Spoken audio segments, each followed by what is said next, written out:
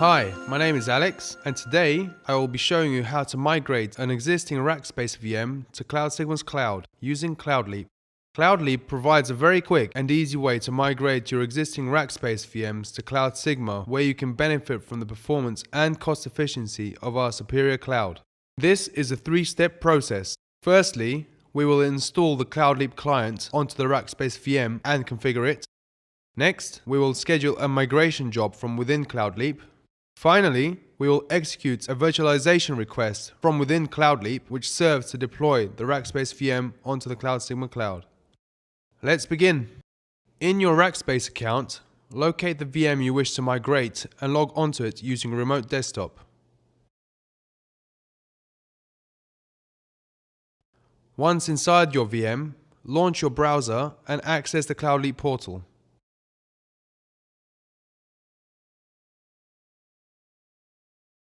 From the login screen, download the CloudLeap migration client. Once downloaded, run the CloudLeap client installer. Proceed through the installation process, and when asked for server configuration information, enter the CloudLeap portal details. This involves the Cloud Portal domain name or IP address, your Cloud Portal username, and your password. Once this is done, we can move on to step 2 of the process, scheduling a migration job from within CloudLeap.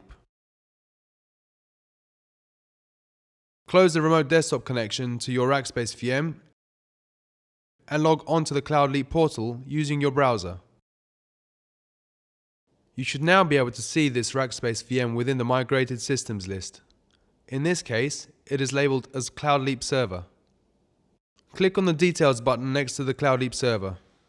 Here, you will be able to see additional information regarding the RackSpace VM onto which we just installed a CloudLeap client. If you scroll down and look in the snapshots box, you will notice that we have not as yet created any VM snapshots. In order to begin migration, in the settings box, locate and click the Schedule Now button. Now, if we check the Jobs menu, we should see the CloudLeap server job begin to be migrated. Depending on the drive image size, this may take a while, so we'll cut to 100% complete. So now that's done, you're ready for migration away from RackSpace. If we go back to the Migrated Systems submenu, now that we have created a successful snapshot of the RackSpace VM, we can proceed with step 3 and deploy or virtualize the VM onto CloudSigma's cloud. Note the status of the VM is off. If we click on Virtualize, we can set the amount of RAM and CPU that should be allocated to the VM to be migrated and run on the CloudSigma cloud. Here, we can also set the VNC password to be used when logging onto this migrated VM.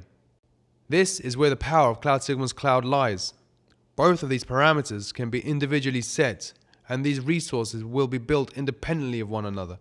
You only pay for what you use, and you request only what you need. If the VM is deployed using test mode, the VM's clone disk will be deleted once it is stopped, meaning that any data that is modified on the VM drive image after starting the VM will be lost. In live mode, the clone disk will not be deleted once the VM is stopped, meaning that the data that is modified on the VM drive image after starting the VM will be preserved. One important thing to note is that once the VM is started in live mode, it can't be started in test mode later.